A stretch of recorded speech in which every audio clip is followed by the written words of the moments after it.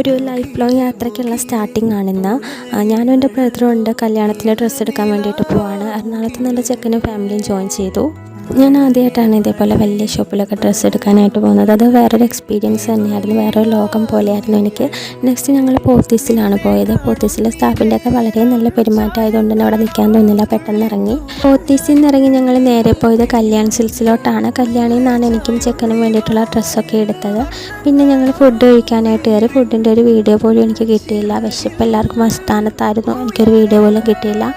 പിന്നെ ഓർണമെൻറ്റ്സൊക്കെ എടുത്തു. പിന്നെ ചെക്കൻ്റെ വീട്ടിലേക്ക് റിസപ്ഷൻ ഇടാനുള്ള ഡ്രസ്സും സെലക്ട് ചെയ്തു. വരാനായിട്ട് ഞങ്ങൾക്ക് ട്രെയിൻ ടൈം ആയിട്ടുണ്ടായിരുന്നു. റെയിൽവേ സ്റ്റേഷനിൽ വന്നു. എത്ര സമയം എന്ന് പറഞ്ഞാലും ഇതേപോലുള്ള ഐറ്റംസ് കാണുമ്പോൾ ഞാനവിടെ ബ്രേക്ക് ഇടും. എനിക്ക് ഒന്ന് മേടിച്ചില്ലെങ്കിലും അതൊക്കെ ഒന്ന് നോക്കിയിട്ട് പോയില്ലെങ്കിൽ എന്തോ ഒരു മനസ്സിന് എന്തോ ഒരു വൈക്ലഭ്യം പോലെയാണ്. അതുകൊണ്ട് ഞാനെല്ലാം നോക്കി ഒന്നും മേടിച്ചില്ല, എല്ലാം നോക്കിയിട്ട് ഞാനിങ്ങനെ പോരുന്നു. അങ്ങനെ ട്രെയിനിന് വേണ്ടിയിട്ട് കട്ട വെയിറ്റിങ്ങിലായിരുന്നു. 7 മണിക്കായിരുന്നു റിട്ടേൺ ടിക്കറ്റ് എടുത്തിരുന്നത്. വന്ദേ ഭാരതിൽ ആദ്യമായിട്ട് കയറാൻ പോകുന്നതിൻ്റെ ഭയങ്കര എക്സൈറ്റ്മെൻറ്റിലായിരുന്നു, ഭയങ്കര ആഗ്രഹമായിരുന്നു കയറണമെന്ന്.